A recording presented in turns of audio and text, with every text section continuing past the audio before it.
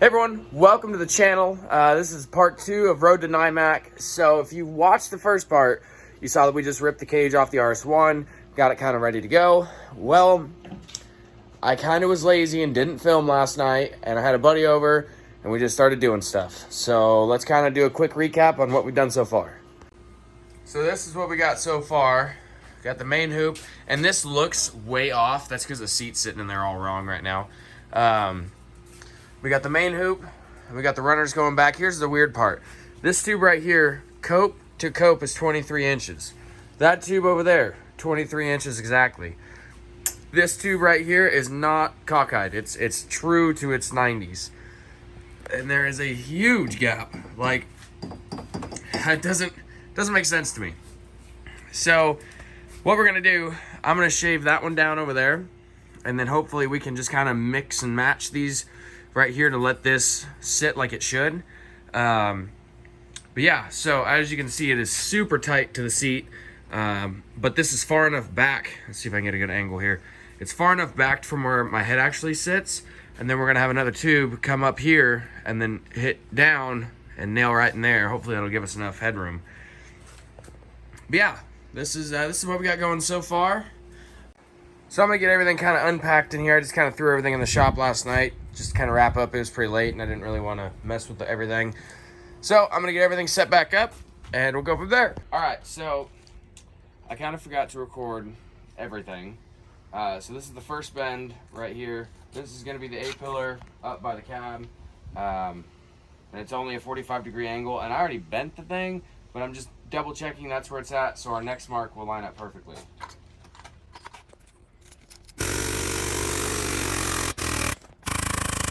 There we go. 45 degrees. I'm going to reset because I have new lines down here that we're going to get all set up.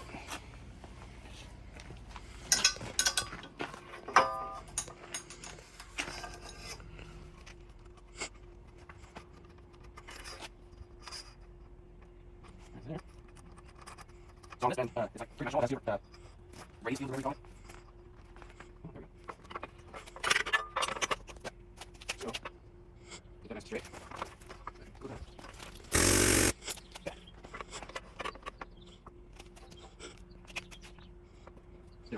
Alright, so now we got everything set up. Hopefully that is the right angle. We're just kind of winging it, I think. So right now we're at 0 degrees. We're going to go up to 48 degrees.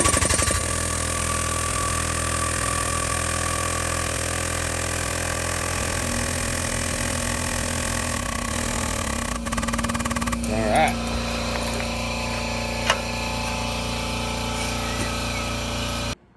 We have the tube set up in the chop saw here. I'm going to take a few inches off here. I know I have to kink it just a little bit, just so it sets right on the bung for the factory chassis mount. But we're going to cut that off, set it back up there, and then make sure that my measurement on the back side is going to fit right. So hopefully the saw doesn't explode and we all done.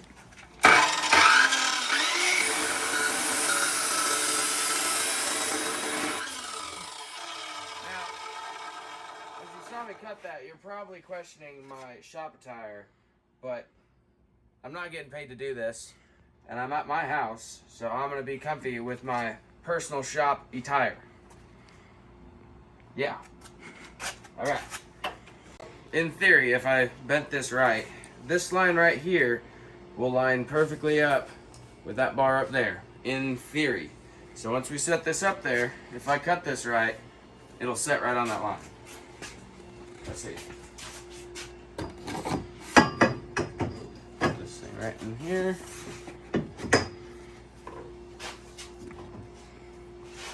There we go. So, we'll come over here and show them.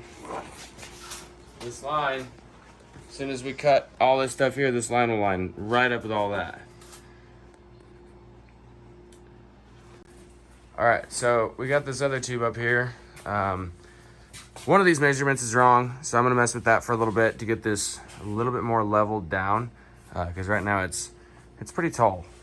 So I'm going to double check some things, do some fine tuning, because when I set it on, it actually lifted up this upright right here. So some more fine tuning, hopefully get it in better spec, and figure out what's going on here.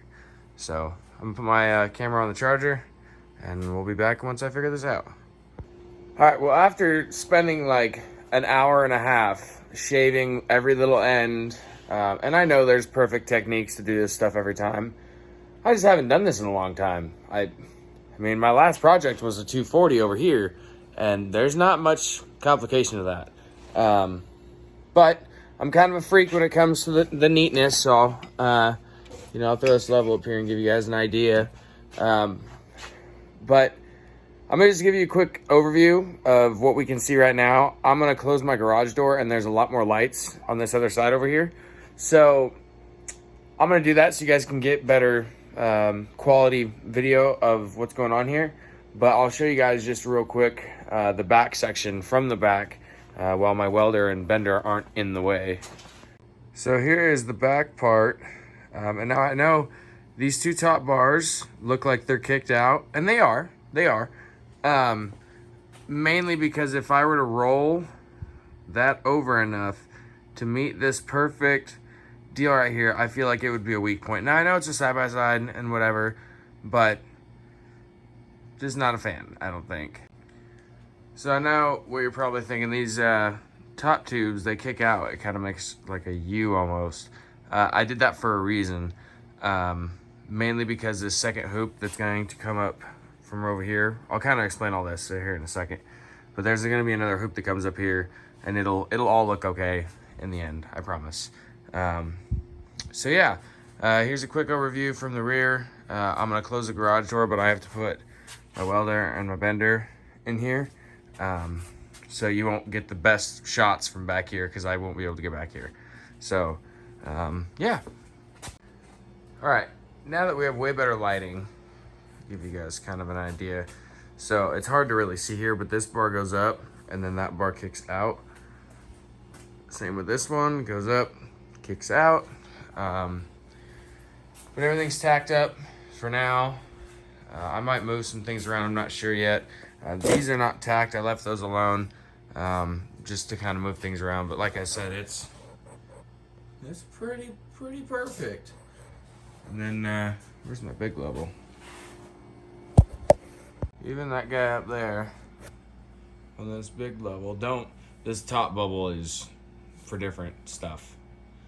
But the bottom bubble, damn near perfect all the way around. Yeah. So here's the plan. I'm gonna delete this. We're gonna put something new in here, something stronger, and then we're gonna get another 1 3/4 bar, come off at the same angle right about here, and come up and 90 into this joint right here. And then these are gonna be straight gusseted there and there. It's gonna be a lot of tube, but I plan on driving very hard, and I really want to be safe, so I'll be a little bit heavy, but I don't care. I think I'll be safe, So yeah, that's gonna go there. There's gonna be a tube that wraps around here. Pretty much a spider web up top, 2 going to the front bar, 2 coming to the back, and kicking down coming to here. Yeah, it'll look pretty good. So I'm not gonna end the video right here, mainly because I didn't really show you guys much, and that's my fault. I just kind of got in the zone. We only got a couple days until it is race time. So yeah, it is Friday night, I think 11:30. I'm calling it a night because my back is killing me. Tomorrow we're gonna do all the side gussets, all the much easier stuff. The hard stuff's done. The crazy 2-dimensional, I know for some people this is probably super easy, but not me. So now it's pretty much all straight pieces and coped pieces and stuff like that. Nothing that really takes a lot of brain power to do. So hopefully that should go pretty quick, and then I can pull it off tomorrow and full weld the whole thing, and hopefully maybe get some paint on it.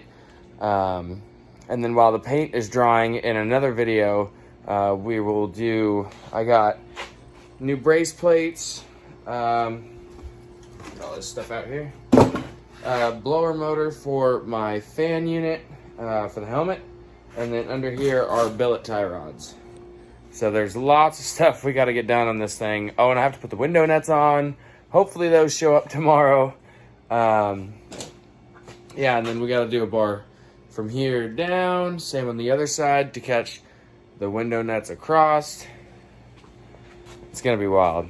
All right, guys, stay tuned for tomorrow's content. So pretty much we'd have a sheet metal piece that goes across there. And then these halo pods would recess in the sheet metal and sit just like that. And then the halo light bar up top. And then I can order another set of those for the bumper when we get that on there, and it'll look super sick. So that is it for tonight's content. I'm gonna just throw tomorrow's content in the same video because I really didn't film much. I was just kind of in the zone. But yeah, that's the progress so far. Day 2. Rowdy NIMAC cage build part 2. All right, guys, we'll see you in the morning. All right, guys, so quick update. I'm not filming like I wanted to at all. I just been kind of doing it. I've had kind of people cycle in and out. So it's hard to film, and then they show up, and then like we'll get to talking and do something, and then it's hard to do that. So I'm going to give you guys a quick little run through. Really, honestly, I forgot the last time we filmed, so I forgot what I did last. But I'll just give you guys kind of an update of what it looks like right now. So production as of today was not very successful, except for like the past 2 hours, and it's midnight. All we really did today is notch that, throw that in there. That's about it. I ripped everything out of here, the battery box, everything. That's where we're gonna mount the winch. And the winch, this is the winch plate here. It'll actually sit like up here somewhere. Be a tube that runs across from there to there to catch it. And then the fair lead will come out somewhere in this area here. And then there'll be a little tube that runs up and kind of protects everything. So yeah, as of production during the day, didn't get anything done. But last like hour, 2 hours maybe, I put these Super UTV billet tie rods with the high ends. Got those on. I got the Super UTV brace plate on. That was kind of a pain. Tomorrow, I gotta change these Zerks out back here so we can put 90s on there. Make it a little easier to grease. So I gotta take all that stuff off, grease those. Oh, and I have to take the bolt out of here and stick the little fancy thing I have to grease the wheel bearing. Gotta do that all the way around. I have just enough DOM tube to run a door bar and a door bar. That's it.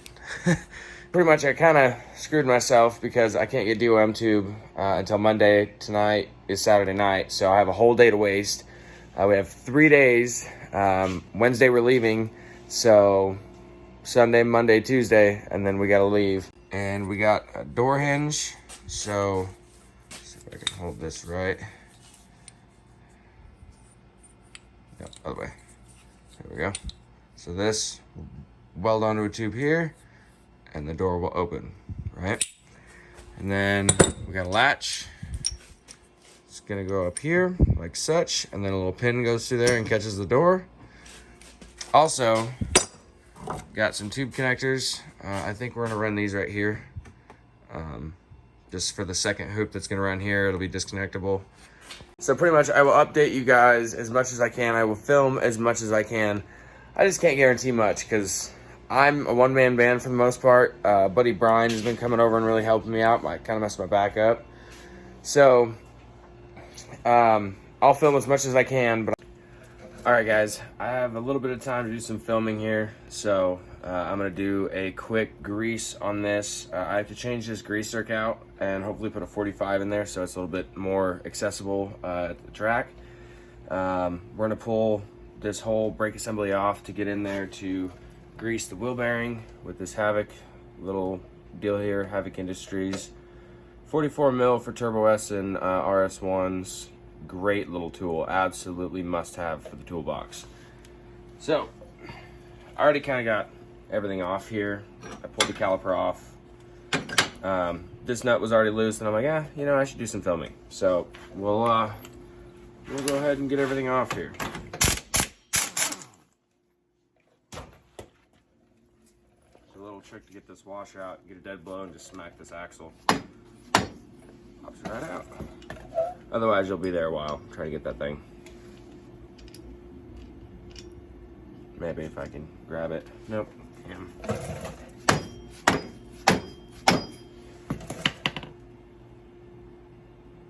This could just take this whole thing off. Okay. So make sure to remember your washers in there.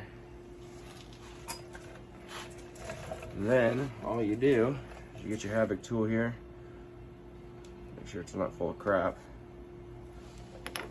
Shove this old girl in here, just like that. Get the grease gun. Ooh, all kinds of stuff in this.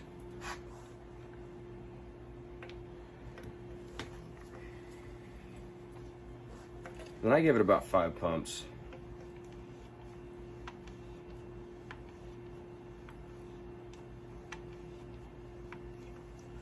All right.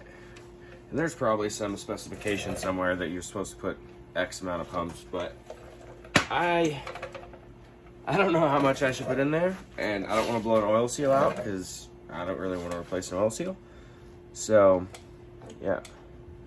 There we go. Definitely tell that this is a Rhino 2.0 axle because on that other side it's way easier.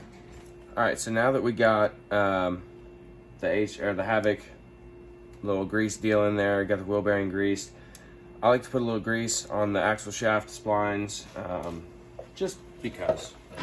There's probably some logical reason behind it somewhere, but I don't really care that much, so I'll just give her 1 pump.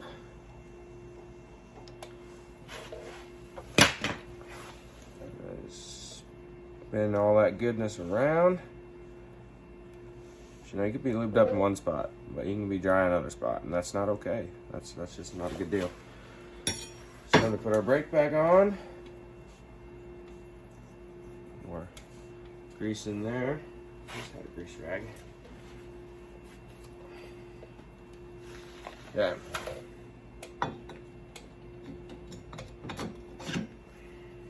Nice and easy, actually. Lots of, you can feel it when you pull it back and forth. If there feels like there's any binding, put more grease on it.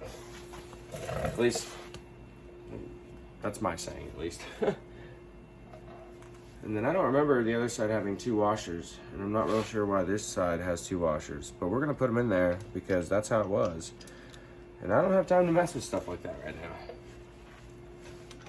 By the way, this nut is actually like 1.5 inches, 1.8 inches. 1/16 right there.